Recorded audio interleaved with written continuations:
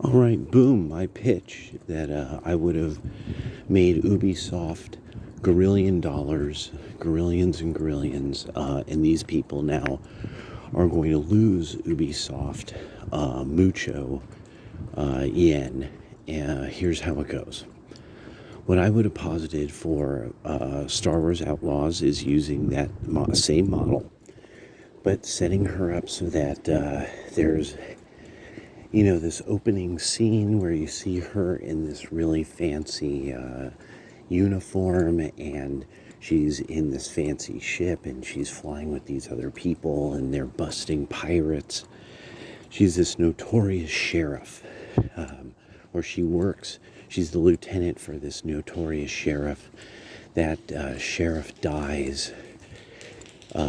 There's something that occurs, like that it shows her, like, like discovering something in some asteroid belt or something like that.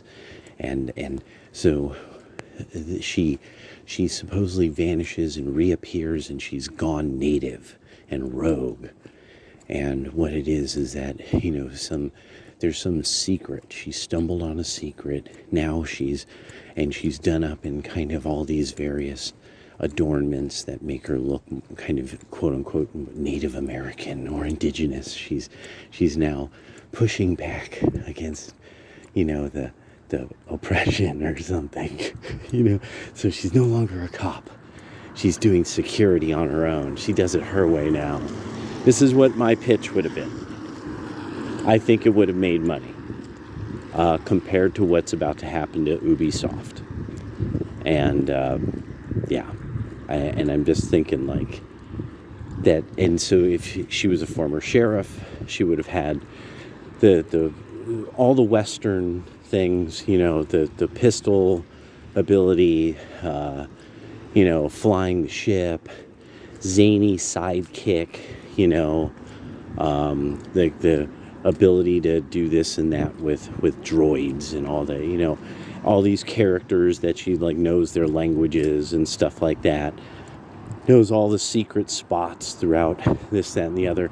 And then if there was a necessity for member berries of some sort, because everybody loves the member berries, what you end up having is a Jedi washout, because there's other groups of Jedis that are quote unquote washouts, so to speak, but they're not really washouts. They do other things.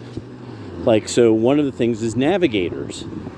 The Jedi have a huge order of navigators that chart the galaxy. And so you have like this naive, funny, zany navigator, playing, Opie, or playing Mary Tyler Moore, or playing, whatever kind of sidekick, Lucy from Lucy and Desi, all the zany hijinks.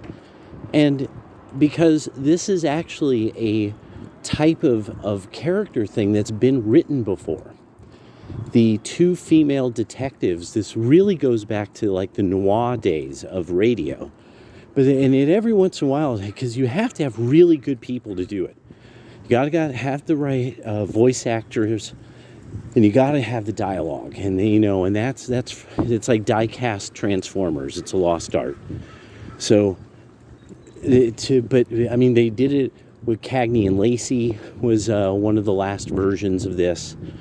That you had this detective, pair of female detectives, and the dialogue they have their own. They end up with their own fan base for a really long time, and then they fade away, because there's kind of a thing about how feminism in art, for some reason, keeps not liking what works for female characters. I don't get it, but it keeps consistently, that seems to be the pattern. So I was just thinking about that, like they could have had this, and if it was a detective game, it would have been based heavily around dialogue, listening closely, picking choices, lots of voice acting, like all the things that are that sell games